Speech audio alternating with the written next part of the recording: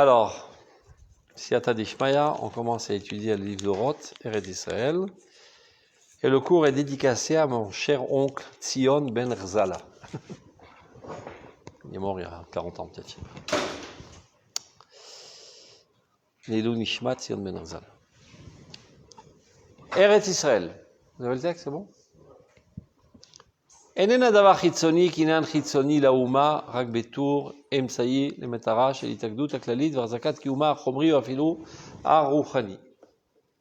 On va lire d'abord tout le texte d'un trait, après on reviendra.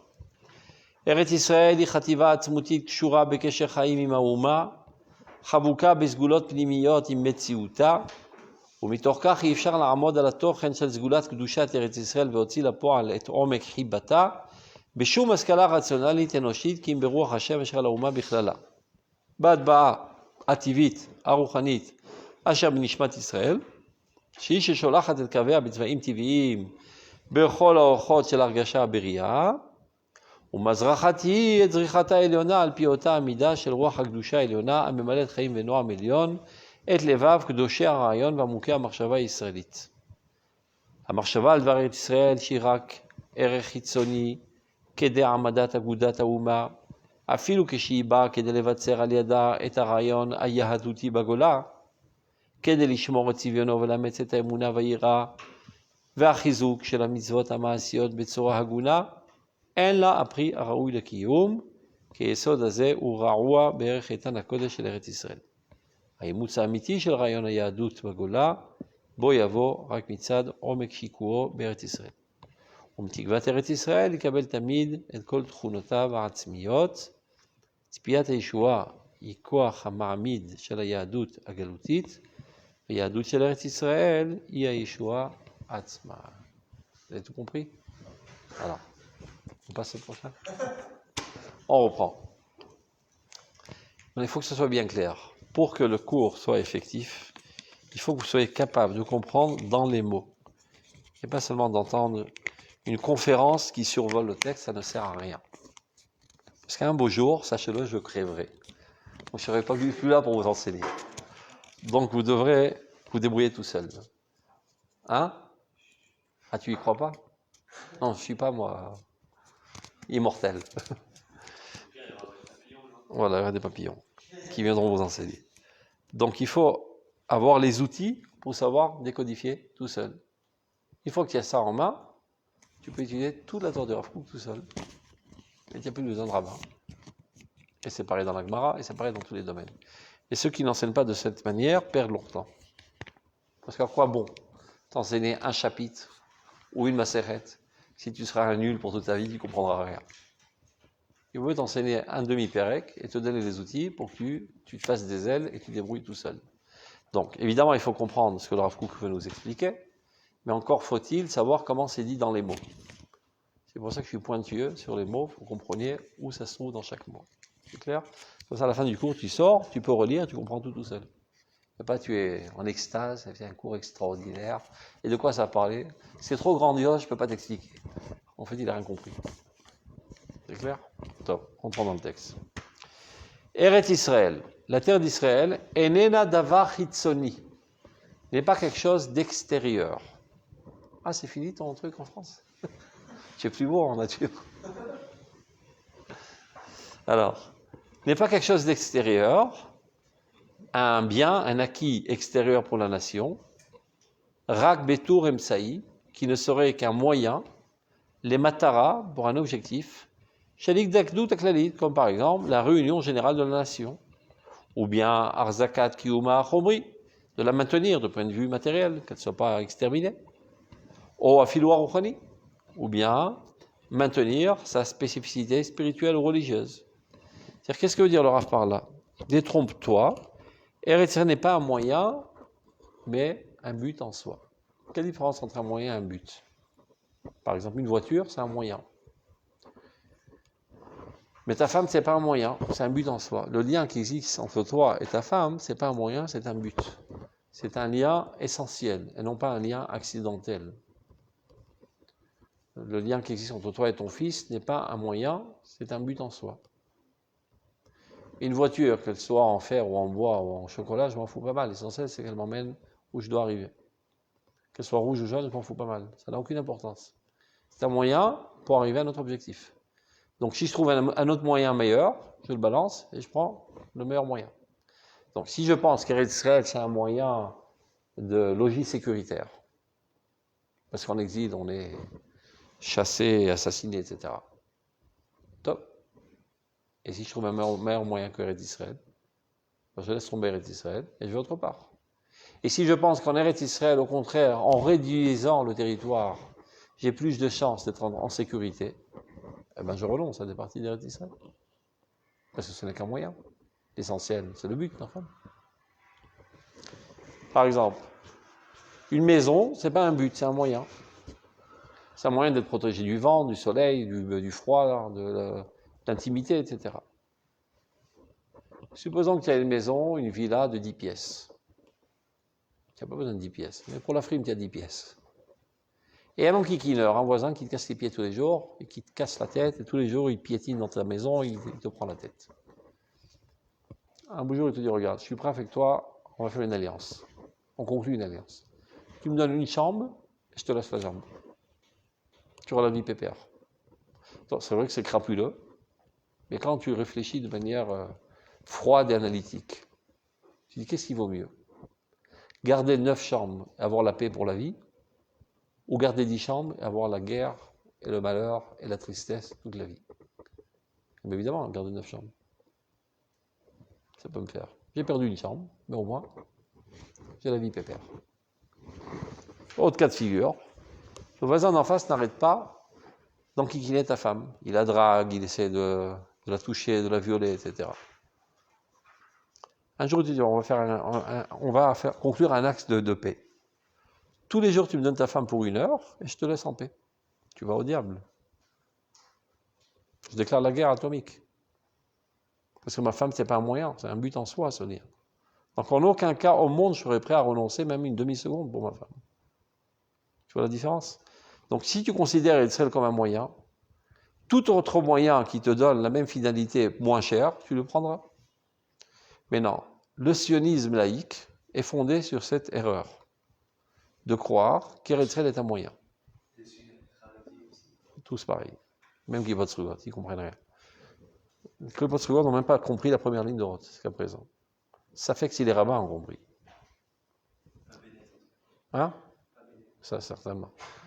Le profil typique d'idiot qui a rien compris. On comprend, on reprend. Donc, Eretz Israël n'est pas un moyen extérieur. Et il donne des exemples. Matara, Shalit, Agdout, Aklalit, il faut bien qu'on se réunisse quelque part. Si on appartient tous au même peuple, il faut bien qu'on ait une plateforme pour se réunir.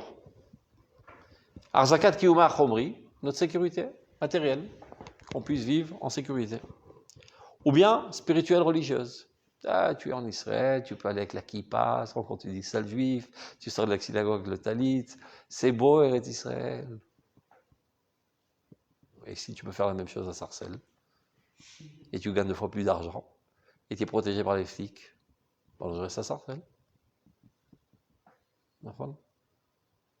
Supposons, théoriquement parlant. Il y a eu des périodes où c'était comme ça. Que là-bas, il n'y avait pas de pigouim, il y avait une vie juive très développée. Et ici, il y avait un État qui était anti-religieux, et en plus des pigouim. Qui veut me prendre la tête de mon tonnerre d'Israël? Mon judaïsme, je le vis beaucoup mieux à Sarcelles. En plus, je risque pas que mes enfants déroutent de la religiosité, etc. Donc, j'opte pour Sarcelles. Il y a même un imminent rabbin du Mont Haredi qui avait dit à l'époque, si on obligera nos enfants à aller à l'armée, eh ben on déménage tous en Amérique. On est venu ici pour étudier la Torah en silence. S'ils nous prennent la tête, eh ben on va aller en Amérique. Parce que pour lui, Eretz Israël est un endroit où on peut appliquer son judaïsme sans prise de tête. Donc vous comprenez la différence essentielle. Donc avant d'expliquer qu'est-ce qu'est Eretz Israël, le Rav Kook explique qu'est-ce que n'est pas Eretz Israël. Très souvent, tu peux comprendre quelque chose par la négation. Par exemple, si je te dis, c'est quoi Shabbat? Je sais pas. En tout cas, Shabbat, c'est pas ça, c'est pas ça, c'est pas ça, c'est pas ça, c'est pas ça. C'est 39 non-choses, qui chacune d'entre elles a encore des milliers de sous-choses. C'est-à-dire, animer Voded. Comment dis-je Voded? j'exclus de ce qui n'est pas, et petit à petit, tu commences plus ou moins à cerner le problème. J'isole, voilà. Donc d'abord, je fais la négation de ce que ça n'est pas. Une fois que tu as compris qu'est-ce que ça n'est pas, Eretz Israël, tu as des chances de comprendre qu'est-ce que c'est. Donc sors-toi du crâne une bonne fois pour toutes, qu'Eretz Israël est un moyen quelconque. Le mariage, c'est pas un moyen. Il y en a qui pensent, c'est pour ça qu'ils ne réussissent pas leur mariage. Bah, c'est barbant d'être tout seul, il faut que j'ai une compagne. En plus, je lavais mes chaussettes tout le temps, tout seul, heureusement que j'ai une femme. Ça ne va pas tenir longtemps, ce mariage. C'est un but en soi. C'est clair ? Alors, on reprend dans le texte, regardez. Est-ce que tous les mots sont clairs ? Regardez dans le texte. Eretz Israël enena davar chitzoni. Ce n'est pas quelque chose d'extérieur, mais d'intrinsèque. Enena kinyan chitzoni lauma. N'est pas un bien acquis extérieur à la nation. Qui ne serait que rak betur emsaï.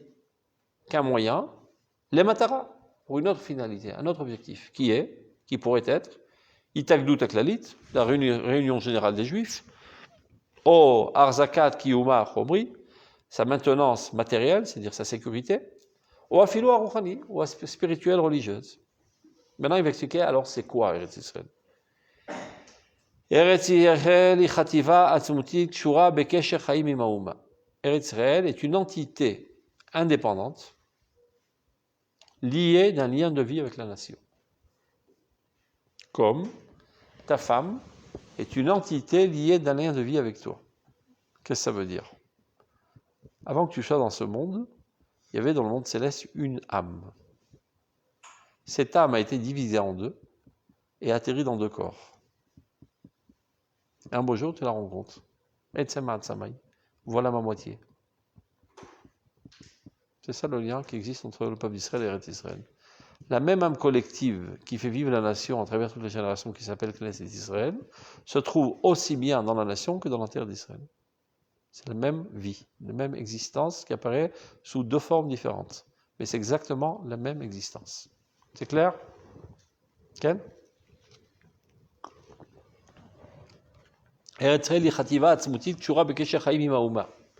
Chavuka, enlacé, Besgulot pnimiot, avec des potentialités internes, Imetziuta, avec son existence. C'est-à-dire les mêmes potentialités qu'il y a dans le peuple d'Israël se trouvent dans la terre d'Israël. C'est-à-dire qu'Eretz Israël sans le peuple d'Israël est vidé de son sens, et le peuple d'Israël sans la terre d'Israël est vidé de son sens. C'est-à-dire qu'il n'a pas de possibilité de mettre à l'œuvre ses potentialités. Ou mitorkar, et de ce fait, puisque c'est de cela dont il s'agit, il est impossible de véritablement comprendre l'atout spécifique d'Eretz Israël, le trésor d'Eretz Israël, la potentialité de la sainteté d'Eretz Israël, et de ce fait-là, mettre à l'œuvre le chérissement profond qu'on lui doit, fondé Beshum Askala rationalite sur aucune compréhension rationnelle humaine, énochite. Kiim, mais plutôt, Beruach Hashem Asher Lauma Bichlala, par l'esprit divin qui repose sur la nation de manière générale. Qu'est-ce que ça veut dire? Ça veut dire que notre perception d'Eretz Israël ne peut pas se faire à l'aide des outils intellectuels rationnels, mais seulement à l'aide du Ruach HaKodesh. Vous me direz, mais qui a du Ruach HaKodesh parmi nous? Il y a des prophètes dans cette salle? Seul un prophète peut percevoir la sainteté d'Eretz Israël. Il n'y a plus de prophètes, ils sont tous morts. La prophétie individuelle s'est tue, mais la prophétie collective a continué d'exister à travers toute l'histoire d'Israël. Et c'est elle qui a géré l'itinéraire de notre histoire. C'est-à-dire qu'il y a une intuition collective qui nous amène à choisir ceci ou à choisir cela, à se comporter de cette manière ou de l'autre. Cette intuition collective, c'est Ruach Hashem. Il y a des choses banales, par exemple. Qui a fixé que la moitié du peuple d'Israël, ce qu'on appelle les Sfaradim, ont opté que Rabbi Yosef Karo est leur maître? Il y a eu un événement historique, un référendum, vote à main levée, on choisit Rabbi Yosef Karo? Non. Intuition collective. qui a voté que l'autre moitié du peuple d'Israël, c'est le Réma, et plus tard, Mishnah Bora. Intuition collective. Ça s'est fait comme ça, de manière naturelle. Qui nous a dit de venir en Eretz Israël? Personne. On est venu. Intuition collective. Ruach Hashem Shalom Bichlala. Prophétie collective nationale. Qui pénètre notre âme et qui nous amène à vouloir. Et ainsi a été tracée toute la trajectoire de l'histoire d'Israël. Par cette prophétie collective. C'est un des outils qu'on a. Il y a plusieurs outils pour capter l'existence. Il y a 6 antennes des sens, le vu, l'odorat, le toucher, etc. Il y a l'intelligence qui capte les existences abstraites au niveau de la logique, etc. Il y a le sentiment qui capte les sentiments. Et il y a Ruach Hashem. Encore un outil de perception de l'existence. Bon, cet outil, on l'a perdu à l'échelle individuelle. On n'a plus de Nevi'im qui peuvent te dire, voilà, tes ânes se trouvent là-bas, et va chercher ici, etc. Mais il existe au niveau du collectif. Et la nation ressent que c'est vers ça qu'il faut aller, c'est ça ce qu'il faut faire, etc. Par exemple, la kippa. Où c'est marqué qu'on met une kippa sur la tête? C'est marqué dans le Gemara que les grands chassidim n'allaient pas 4 coudées sans kippa. Aujourd'hui, n'importe qui met une kippa. C'est une sensation profonde qu'on ne peut pas se balader sans soumission à Dieu. On est arrivé à une maturité d'esprit de ressentir ça profondément et on ne peut pas aller sans kippa. Ruach Hashem Shalom Bichlala. Ainsi de suite. Énormément de choses qu'on fait aujourd'hui, eh bien, il n'y a pas une décision rationnelle qui nous amène à le faire, c'est une sensation profonde. J'appelle ça le mot sensation pour traduire en langage clair. En fait, c'est de la névoie, c'est de la prophétie. Donc il dit le Rav, vu que notre lien avec Eretz Israël n'est pas un lien intéressé, c'est-à-dire d'un moyen pour arriver à un certain objectif, mais c'est un lien de vie, eh bien, il s'était obligé qu'il soit fondé sur une perception Ruach Kochit, exactement comme le mariage. Comment tu te maries? Tu viens avec un tableau de critères. Tu proposes un chido à quelqu'un. Non, ça ne marche pas, pour elle est trop grosse. Top. Alors, je propose une maigre. Non, elle a des lunettes. Alors, sans lunettes. Madame, elle est blonde, j'aime les brunes. Top.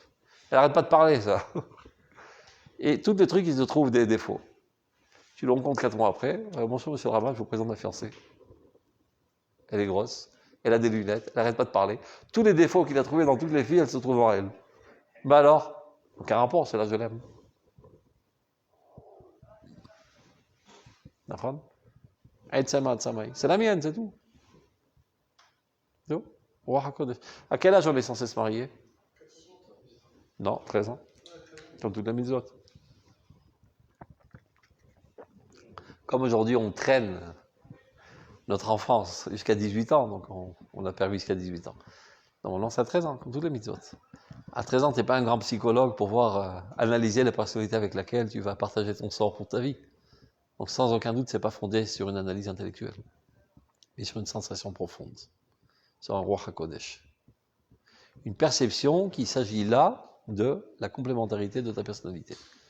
C'est-à-dire que ton âme, une partie est là, une partie est là-bas, et on se retrouve. Et Tzama Tzamaï. D'accord? Donc seulement avec Ruach HaKodesh, on peut se marier. Et les gens qui ont perdu cette nature normale de Ruach HaKodesh, et qui de manière artificielle ont commencé à gérer leur vie que sur le Sechel, ont énormément de problèmes à se marier. Parce que chaque chose ils analysent. C'est vrai qu'elle a ses atouts, mais elle a un défaut. Alors cherchons une autre qui a les mêmes atouts, sans les défauts. Et tu peux chercher comme ça 4 milliards de filles. Et tu ne te marieras jamais. Il n'y a pas l'audace de foncer dans la mer, parce que tu dis, va savoir. Il faut être zahir, on dit zahir, attentionné, méfiant, on va savoir, il y a anguille sous roche, il va savoir le monstre du Loch Ness qui se cache derrière, etc. Et tu ne te marieras jamais. Donc tous ceux qui ont abîmé leur personnalité originelle, qui est fondée à la naissance sur le Ruach HaKodesh, un petit enfant ne vit que par Ruach HaKodesh, et qui n'ont pas su se servir du Sechel comme un outil du Ruach HaKodesh, et pas comme un remplaçant du Ruach HaKodesh, ont abîmé leur vie et ne feront rien dans leur vie. Ils sont toujours dans le doute. Ken. Vous trouvez aussi dans la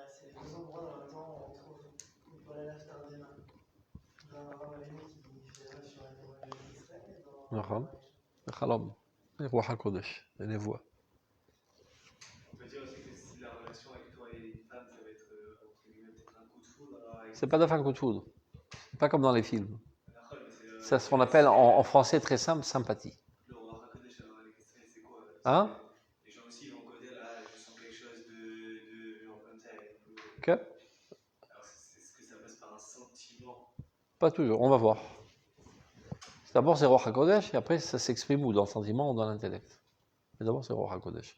C'est un message divin. Dieu a plusieurs canaux de communication avec nous. Un des canaux c'est la Torah, un autre c'est les événements historiques, un troisième c'est ton âme.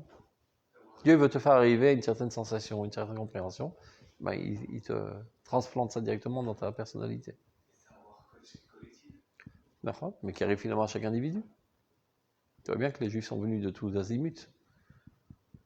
Si tu étais venu que d'un seul pays, tu as dit là-bas il y avait un orateur extraordinaire qui a réussi à les convaincre. Mais il n'est pas arrivé dans les bas-fonds de Marrakech et en Australie, en Chine, etc.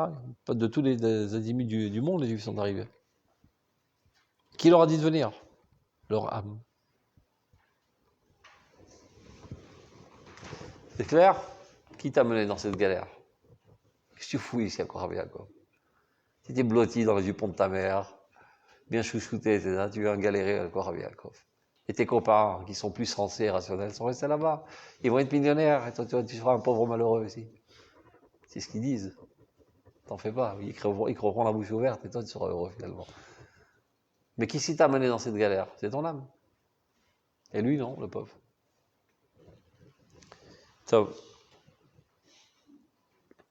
Donc, regardez dans le texte. Ou mitorkar, donc de ce fait-là, puisqu'il ne s'agit pas d'un moyen, mais d'un lien de vie, Ifshar la mode al en hébreu, c'est-à-dire comprendre très profondément. Que bon, chez Katouv, un adam omed al divrei Torah et la imken nirshal bahem, dit Razal. Quelqu'un ne comprend véritablement la Torah seulement lorsqu'il a fauté. Quand tu n'as pas goûté à l'amertume de la faute, tu ne sais pas combien que la faute est mal. C'est pas pour autant qu'il faut aller expérimenter, ça arrive déjà suffisamment tout seul. Donc si déjà tu as fauté, fais tchouva d'urgence et profite d'avoir fauté pour mieux comprendre le mal qu'il y a dans la faute. Alors tu comprends vraiment. Donc un adam, on met dans le divrei Torah, donc il y a une certaine compréhension première, et il y a une compréhension très très profonde, une compréhension très intime. Donc dit le Rav, on ne peut pas véritablement comprendre la potentialité de la sainteté d'Eretz Israël, et de ce fait, mettre à l'œuvre le chérissement qu'on devrait avoir envers elle, parce que, évidemment, si on te dit, je sais pas, cette table elle est importante, tu l'aimes, mais si on te dit, elle est en or, elle vaut 10 milliards de dollars, tu l'aimes autrement. Donc, plus tu comprends quelque chose, plus tu l'aimes, c'est clair? Donc, on ne pourra arriver à l'intensité de chérissement qu'on lui doit, suite à cette compréhension profonde, Béchou Maskala rationalit, si ceci est fondé sur une compréhension rationnelle quelconque. Aucune compréhension rationnelle n'est à même de nous amener à la véritable dimension de Israël et de ce fait au chérissement qu'on lui doit. Comme tu n'arriveras jamais à l'amour de ta femme en faisant le catalogue de tous ses traumates. Ce n'est qu'un catalogue. Seulement un vécu t'amène à cet amour. Une perception profonde, intime. Pas parce qu'on t'a dit, voilà, elle sait faire ceci et faire ça. Alors, je l'aime pas pour autant, je la connais pas, je sais pas de qui tu parles. Mais le lien vécu et ressenti, et de Ruach HaKodesh, déclenche l'amour, qui va en s'accélérant et en s'approfondissant de jour en jour. C'est-à-dire Kiim, mais plutôt, Ruach Hashem Shel Haouma Bichlala. C'est le mot-clé là. L'esprit divin qui repose sur toute la nation. Maintenant, comment il apparaît, c'est en réponse à ta question, ça dépend. Ça dépend des réceptacles. Dieu envoie un message. Comment tu le capteras, ça dépend de toi. Ça veut dire cette Ruach Hashem ala Uma Bichlala qui découle de la nature spirituelle de la nation, c'est-à-dire la nature spirituelle de la nation fait qu'elle est capable de recevoir ce Ruach HaKodesh, Shehi, Izehi, Ruach Hashem, Sholachat et Kavea, elle envoie ses rayonnements, Betzvaim Tivim, dans des couleurs naturelles, Bechol haorchot shel hargasha bria, dans tous les cheminements du sentiment saint. Ça veut dire, ton âme ressent une profonde attache à la terre d'Eretz Israël. Elle perçoit la véritable dimension de la sainteté d'Eretz Israël. Et ton âme, c'est pas encore toi. Ton âme, elle te survole à des millions de kilomètres. Et seulement un filament de soi pénètre ta personnalité. Ton niveau de conscience, il est le fruit de tes efforts, de ce que tu as appris, de ce que tu as compris, en fin de compte. Donc il se peut que ton âme perçoit à 100% la sainteté d'Eretz Israël, mais ta conscience, elle ne perçoit qu'à 0,1%. Comment ça s'exprime dans ta conscience? Eh bien, quand tu roules en voiture à Tibériade et que tu vois la Kinneret, tu commences à chanter « Oi Kinneret Sheli ». Bof. Il y a des lacs bien plus beaux que la Kinneret dans ce monde. Non, le lac de la Kinneret est le plus beau du monde.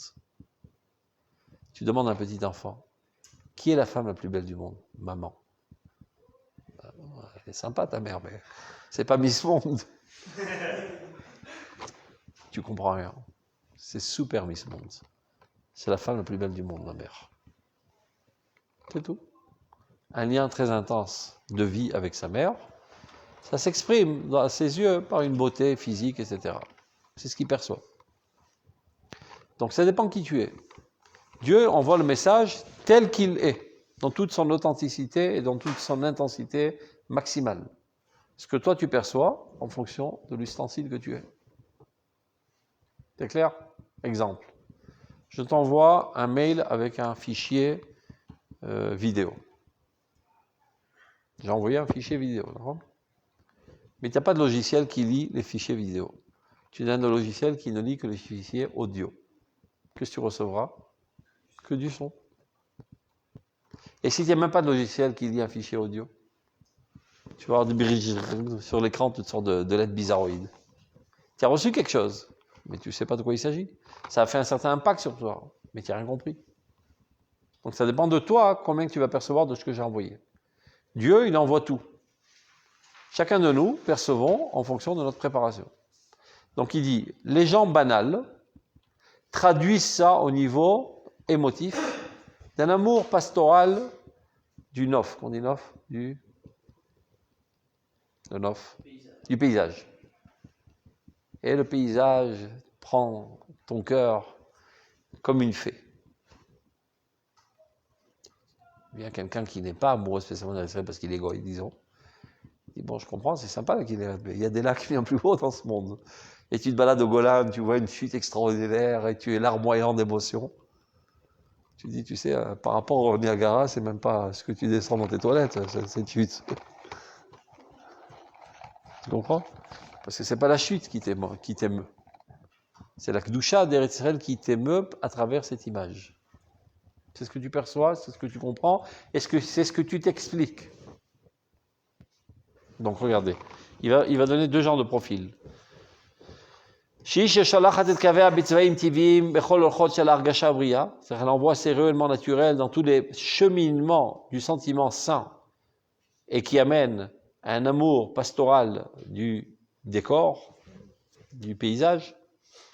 Ou mazrachati, et c'est elle aussi qui rayonne, et zrichata aeliona, son rayonnement suprême cette fois-ci, al piotamida shel roi hakdusha veona, à la mesure de l'Esprit Saint et suprême, à Memalet Chaim Venoam Elion, qui remplit de vie et de délices suprêmes, et Levav Kedoshia Rayon, le cœur des saints de la pensée, vers Moukia Marshava et des profonds de la pensée israélienne. Ça veut dire, il y a certains qui perçoivent ça au niveau émotionnel, il y a certains qui savent traduire en messages clairs et bien définis, et écrire au rot. C'est d'abord qui ils sont.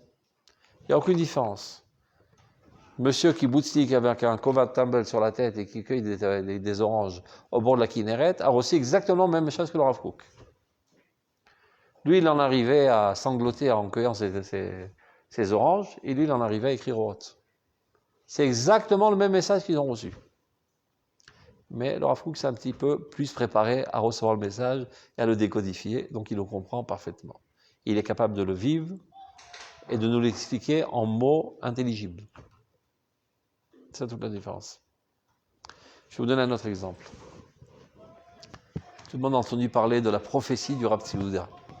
Vous savez qu'il y avait une habitude à l'Yeshiva de Merkaz Harav que Yom Ha'atzmaut, on fait une grande fête pour remercier Dieu de notre délivrance. Yom Ha'atzmaut en 1967, Tashkaz. Ils font la fête, comme d'habitude, et les rabbins parlent, et le Rav Tzvi commence à parler. En plein discours, il éclate en sanglots, il rugit comme un lion. Où est donc Hebron? Nous l'avons oublié. Où est donc Shrem? Nous l'avons oublié. Où est les trucs? Et toutes les villes qui étaient encore aux mains de la Jordanie. Et il mugit comme un lion. Et quelques jours après, la guerre des 6 jours explose et on délivre tous ces territoires. Ils ont demandé à Rav Seuda qu'est-ce qui t'est arrivé. Nidbarti. J'ai été fait parler. C'est pas moi. J'ai été fait parler. Nidbarti. Roi Hashem l'a amené à dire ça. Il n'avait pas prévu. Il avait prévu un discours. Tout d'un coup, il explose. Il prévoit l'avenir. Ça, tout le monde connaît. Ça enregistré, etc. Il y a des témoignages. Cassettes très enthousiasmantes que je vous conseille d'écouter. Quelques centaines de mètres plus loin, Binyan Ouma, ils font aussi la fête. Mais c'est des Chilonim. Et ils apportent une chanteuse. Et qui chante Yerushalayim Shel Zahav, la chanson qui a fait vibrer tous les cœurs. Et bien elle aussi, elle a ressenti. La chanson, elle n'est pas très haute parce qu'elle parlait aussi des cloches des églises, etc. Mais une sensation profonde que va arriver un événement historique révolutionnaire. On va délivrer Jérusalem. Elle ne sait pas exactement ce qu'il va avoir, mais elle chante tellement fortement, bien que c'est interdit, Kol Bisha Erva, etc., Bedar Ketouba, tout ce que tu as envie. Mais malgré tout, cette névoie est passée dans le peuple et a fait vibrer tous les cœurs d'Israël. Et après, quand on a délivré Jérusalem, tout le monde a chanté Yerushalayim Shel Zahav, qui était le hymnon, on dit l'hymnon, l'hymne de Jérusalem, qui jusqu'à présent fait vibrer tous les cœurs d'Israël. Ce qui prouve que cette chanson n'était pas hasardeuse, mais sous le flux divin. Chacun à son niveau. C'est le même flux qui arrivait au Rav Seuda, qui savait exactement ce qui allait se passer, et elle, une perception un petit peu floue, une sensation très forte, et qui réussit à faire vibrer tous les cœurs d'Israël. C'est le même roi Hashem. C'est ce qu'il est en train de dire. Isholachat, Ezrichata Eliona, cette fois-ci c'est un rayonnement suprême, évidemment, à la mesure de la sainteté qui emplit le cœur de délices des saints d'Israël, des saints de la pensée, des grands de la pensée. C'est clair jusqu'à là? Tu veux résumer ce qu'on a appris? Ouais. Vas-y, interrogation. Alors, premièrement, il y a le Rav Kook qui commence son mahamar, son article, il le commence en disant qu'Israël, c'est pas un moyen, mais genre que c'est un but. Et donc, il va Pas genre. Pas genre, Bémet. Non, C'est Keilou, genre. donc c'est pas un moyen. Tu n'es pas obligé d'imiter les idioties israéliens en disant genre pour traduire Keilou. Moi, je disais comme ça. Ah, tu disais comme ça en France. Alors c'est importé de France, Keilou. Alors ensuite, ça c'est la première chose. Ensuite, il va rentrer dans ce que c'est ce but donc, qui est Eretz Israël. Et donc, qui dit que Eretz Israël, c'est quelque chose qui est un ressentiment collectif. Comme au moment où les... Non, pas Eretz Israël, un ressentiment collectif. Le lien. Non, le lien qu'on a avec... Le lien qui existe. Agav, Eretz Israël, c'est pas le nom de la terre. C'est la smichut. C'est Eretz Shelam Israël. C'est pas son nom. Kemo Bet HaSefer. Eretz Israël, c'est Eretz Shel Israël. Elle est appartenante à Israël comme nous, on est appartenant à elle. Comme tu dis, Zotishto. Zebala. C'est une appartenance. Eretz Shel Israël. Donc on parle pas, le texte ne parle pas de la terre d'Israël, mais parle du lien qui existe entre le peuple d'Israël et la terre d'Israël. Dans les deux sens. Okay. Vas-y. La terre d'Israël, c'est une intuition collective. Le lien est perçu par une intuition collective. C'est quelque perçue par une intuition collective, qui est en fait Ruach Hashem. C'est-à-dire, c'est une traduction moderne de dire intuition collective. Ruach Hashem, ça veut dire prophétie, une prophétie collective. Et donc ensuite, il ne peut pas être fondé sur une perception rationnelle, parce que c'est trop bas. C'est un outil trop bas pour percevoir une dimension si grande. Donc on a besoin d'un autre outil qui s'appelle Ruach Hashem. C'est clair? Ensuite, Akadosh Baruch Hu, il nous a envoyé toutes les données. Okay.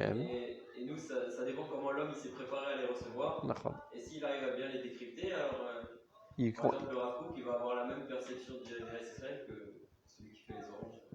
Il n'a pas la même perception, il perçoit le même message, mais il le décodifie autrement. Il a fait merde. Top, on continue.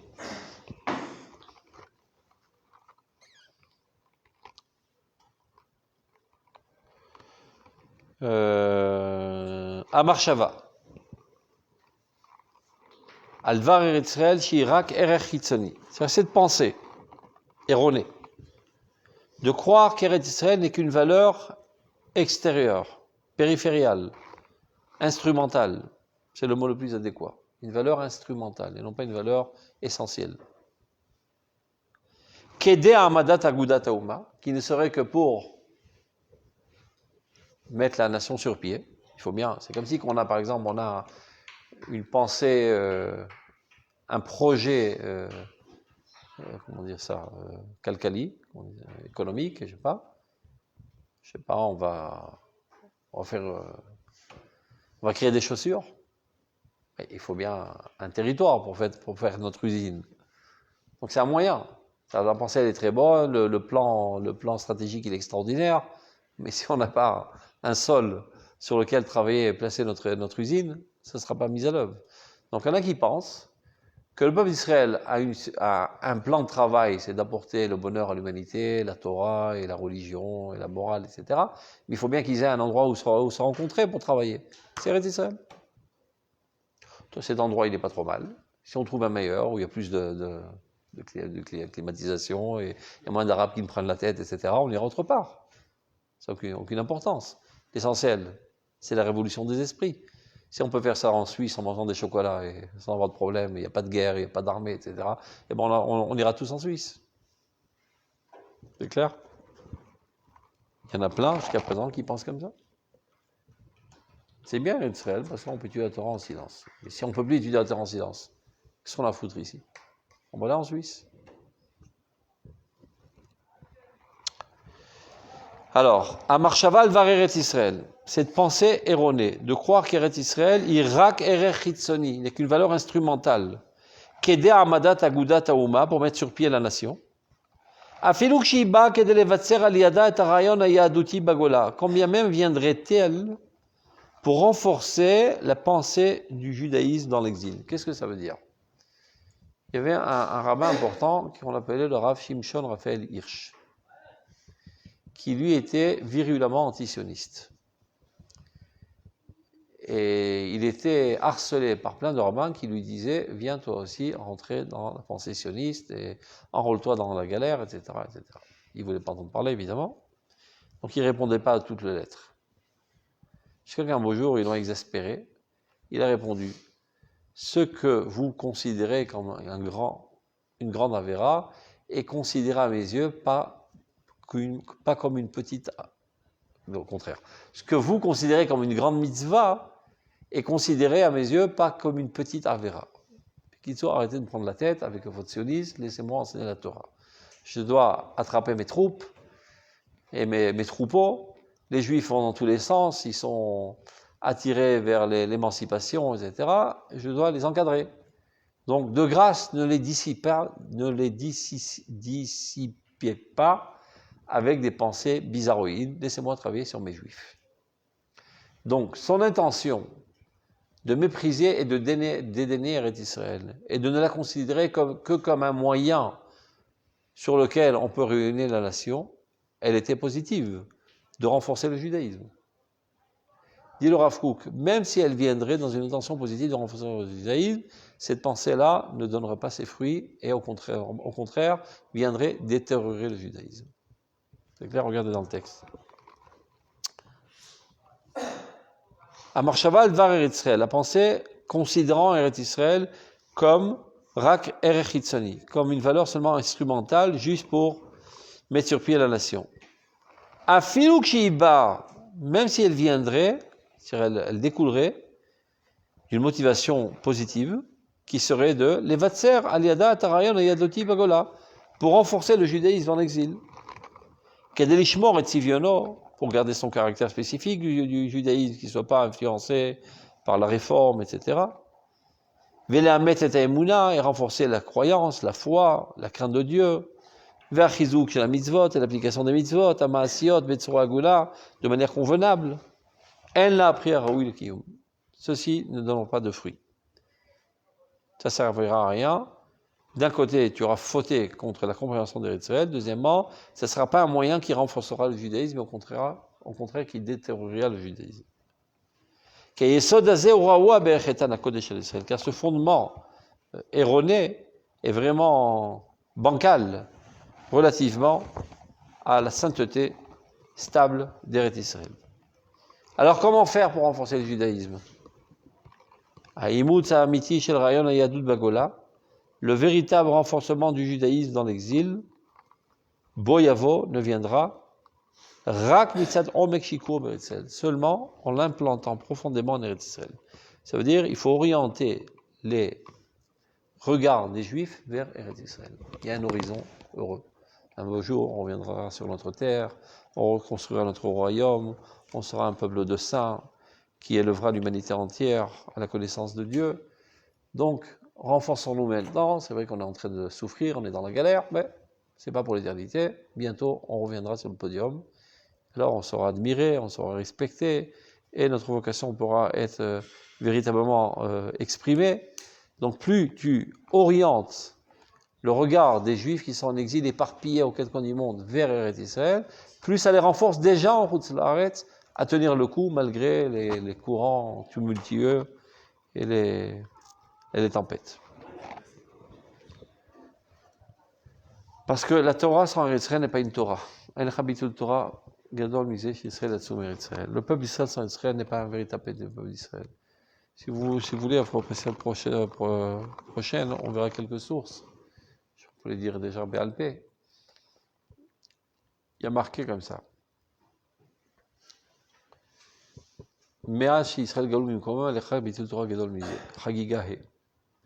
Depuis que Israël était exilé de sa terre, il n'y a pas une plus grande annulation de la Torah. Bien que, quantitativement parlant, il y a énormément de développement de la Torah en exil, mais ceci n'est que quantitatif et non pas qualitatif. Et les Juifs de l'exil eux-mêmes, du Talmud, considèrent cette Torah comme une annulation de la Torah.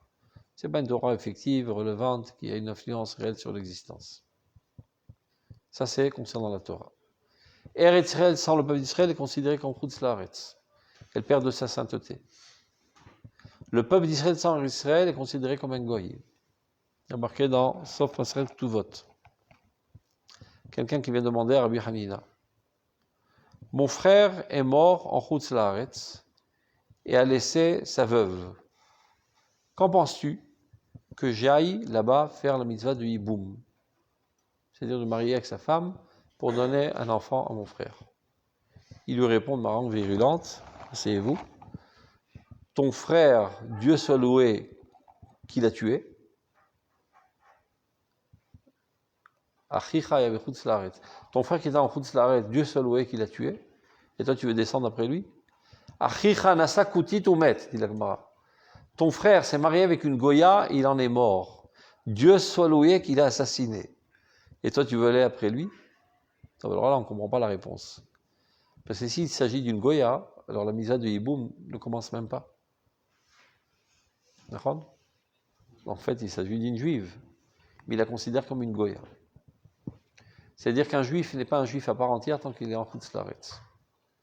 Ça ne veut pas dire pour autant qu'il doit faire un guillour, il suffit qu'il vienne en Eretz Israël.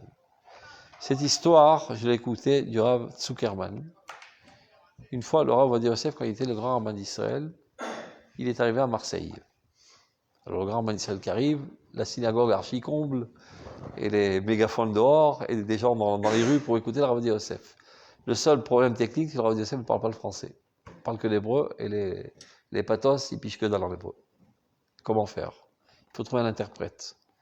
Par miracle, le Rav Zuckerman était dans le coin parce qu'il faisait un séminaire d'Aliyah à Cannes ou un truc comme ça.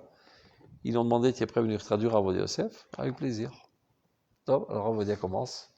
Tout le monde l'acclame, l'applaudit, etc. Il parle au micro. La première phrase qu'il dit, Rabotai, Kan, Kulchem Goyim. Chers amis, dans cette synagogue, vous êtes tous des Goyim. Le Rav Zuckerman s'évanouit presque. Et lui, il a dit ça en hébreu vite fait, mais je vais traduire, je vais me faire lyncher. Donc il dit ça à mi-voix vite fait, il attend la suite, et il termine son discours. Après il demande au Rav, on va dire, mais c'est quoi cette histoire? C'est quoi cette énormité que tu m'as fait dire devant tout le monde? Il dit, Ata tamid chacham ha'aretz. Il était à ha'aretz. C'est marqué dans la Gemara. Ktuvot. Il lui a rapporté cette Gemara. Top, j'ai compris. Donc d'abord qu'on comprenne que tu n'es pas juif à part entière, c'est-à-dire potentiellement parlant tu es juif, mais de fait ta judaïcité n'est pas mise à l'œuvre tant que tu n'es pas dans ton terreau adéquat pour faire pousser cette potentialité. C'est ce que la Gemara nous enseigne. Donc il y a un inter-enrichissement entre ces trois dimensions. Qui les trois sont frappés, affaiblis, lorsqu'ils ne sont pas les trois ensemble. C'est clair? Donc le véritablement service de Dieu, accomplissement des mitzvot, étude de la Torah, crainte de Dieu, foi, émouna, etc., ne peut se faire véritablement qu'en Eretz Israël. Donc, maintenant ils ne sont pas en Eretz Israël, mais habitue-les à cette pensée. Rends-les amoureux d'Eretz Israël. Vechad ametzapé lerota, le fait même qu'ils aient envie d'être en Eretz Israël profondément, c'est comme si ils y étaient. Tant qu'ils ne peuvent pas le faire. Mais à partir du moment où ils peuvent le faire, il n'y a plus de prétexte. Donc, développe en eux, au contraire, le lien très très fort envers Israël, c'est ça qui renforcera en eux l'amour de Dieu, des mitzvot, de la émouna, etc. On continue. Aïmoussa amiti shel rayon ayadut bagola. Le véritable renforcement du judaïsme dans l'exil, Boyavo ne pourra venir rak mitzad omek shikuo b'Eretz Israël, seulement lorsqu'il sera profondément implanté en Eretz Israël. Au mitikva d'Eretz Israël, de l'espérance d'arriver en Eretz Israël. Yikabel tamid el kol tchunota vatziot, c'est là qu'il recevra tous ses atouts les plus intrinsèques, les plus profonds, les plus essentiels. Pour conclure, Tzipiat Yeshua, Yikoach ha'ma'amid shel yahadut hagalutit, v'yahadut shel Eretz Israël, hiya Yeshua atzma. Ça veut dire, l'espérance de la délivrance est la force qui fait résister le judaïsme en exil. C'est-à-dire ce qui nous a permis de nous maintenir en exil, c'est cette espérance qu'un jour on reviendrait dans notre état natal, dans notre terre natale. Donc on ne vit que dans un espoir. Par contre, le judaïsme d'Israël est la délivrance elle-même. Donc tzipia en hébreu, ça veut dire espérance et ça veut dire aussi observation. Tsofé. Tsofé, c'est un observateur. Alors l'image est la suivante. Il y a des gens qui sont au théâtre, assis sur leur siège, et ils observent les acteurs sur le podium. Tous les juifs de Khoutzlaret sont au théâtre, assis sur leur siège devant leur écran de la télévision, et voient comment l'histoire d'Israël se déroule en Terre Sainte. C'est là que se joue l'histoire d'Israël. Là, c'est la délivrance elle-même. Là, on continue à écrire la Bible, qui s'est tue depuis 2000 ans. De temps à autre, il y a des juifs qui sont assis sur les sièges et sur les strapontins du théâtre, qu'on a ras-le-bol. Ben, moi, j'en ai ras-le-bol d'être seulement un spectateur. Mon chiffre veut être un acteur. Il saute sur le podium, il commence lui aussi à jouer son jeu. Ce sont les Olim Chadashim. Petit à petit, il y a des gens qui étaient sur les sièges qui montent sur le podium.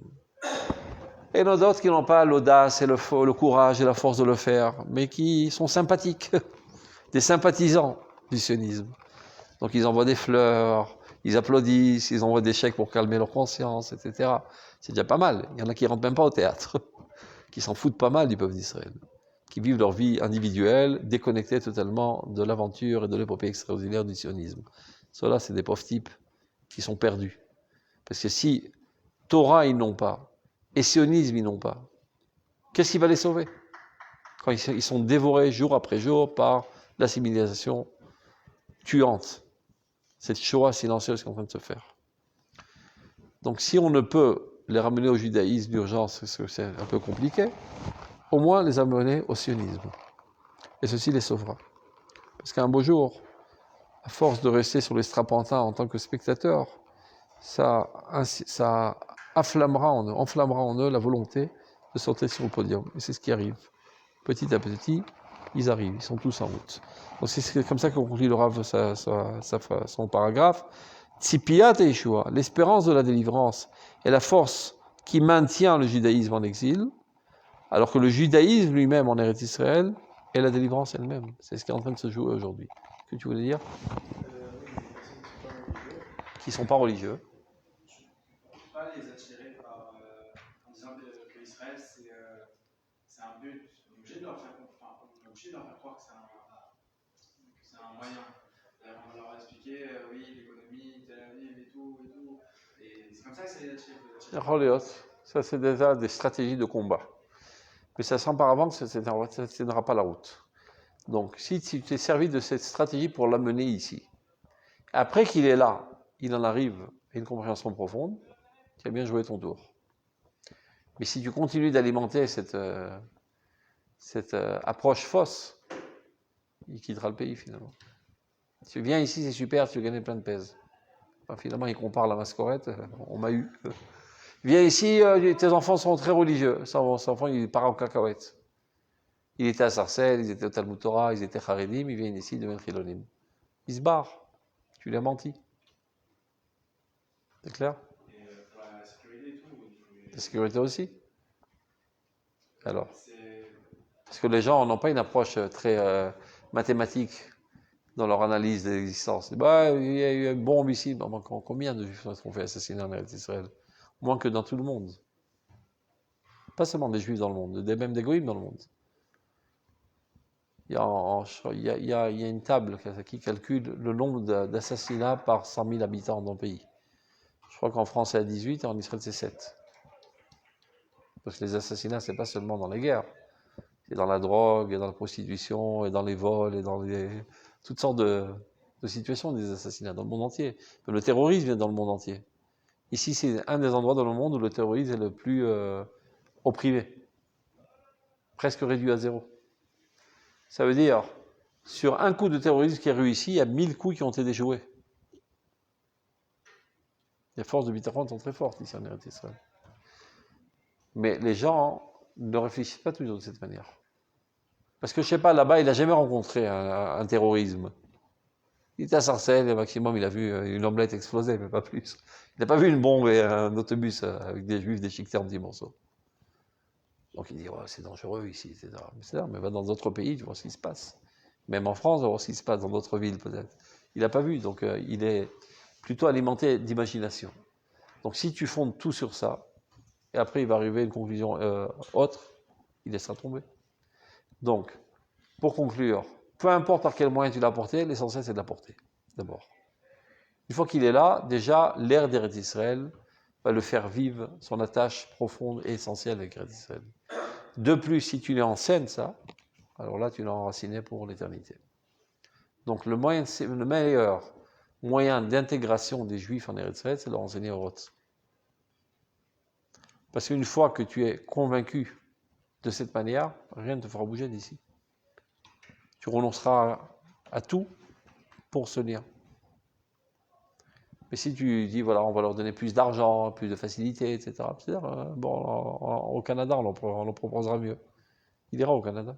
En plus, là-bas, c'est pas de l'hébreu pour eux, ils parlent français comme tout le monde. Il faut un pays, on va parler en hébreu. Donc, c'est ça le moyen d'arriver à une intégration optimale, en donnant cette nourriture spirituelle. Évidemment, il ne faut pas léser les autres facteurs, il faut leur trouver une maison, un boulot, des systèmes d'études pour leurs enfants, etc. Il faut solutionner tous les problèmes et ne pas surtout les accuser. Il y a des juifs qui sont tout le temps en train d'accuser les juifs de Rutz Laaretz. Ça ne sert à rien, c'est des pauvres types. Un prisonnier ne peut pas sortir de prison tout seul, il est emprisonné psychologiquement. Il a l'impression que c'est la mer à boire, c'est l'océan traversé, il ne sait pas comment il va faire demain, il va arriver ici, il ne parle pas l'hébreu, il n'a pas de travail, et ses enfants, dans quelle école? Il ne sait pas comment faire, le pauvre type. Alors, au lieu de l'accuser, prends-le par la main, aide-le. Trouve les solutions à tous ces problèmes. D'abord, éteins tous les incendies imminents. Et après, occupe-toi de cette nourriture spirituelle pour l'enraciner profondément, avec beaucoup d'amour, sans accusation, au contraire. Même quand il est là-bas, sans accusation, à plus forte raison. Quand il est là, une fois qu'il est venu, au contraire, tu dois que l'embrasser, l'enlacer, lui remonter le moral et l'encourager. Et il faut savoir, mis à part le fait que c'est d'abord Avat Israël Pshuta, du point de vue stratégique, tu vas encourager l'Aliyah, réussit l'intégration. Si quelqu'un est venu, il se sent bien en Eretz Israël, il est très heureux et très content, ben ça va émaner de son regard, de son visage, le bonheur. Alors son frère qui est en train de galérer en France, il voit sa situation catastrophique comparativement à celle de son frère, il aura envie de venir. Mais s'il voit que son frère en Eretz Israël est dans la galère, dans la pauvreté, et toute sa famille est disloquée, il n'a pas envie de venir. Donc non seulement tu as esquinté son aliyah, et tu as empêché 1000 personnes de monter. Alors le pire, après, s'il y retourne, ça va devenir un poison, une vomi qui ne va pas arrêter de faire de la médisance sur Eretz Israël. Donc investis toutes tes forces à réussir l'intégration des Juifs qui sont montés déjà en Eretz Israël, et ceci se multipliera après par les chiffres d'aliyah. Plus tu fais de la bonne intégration, plus tu auras de l'aliyah. C'est clair? Mettez-vous au travail.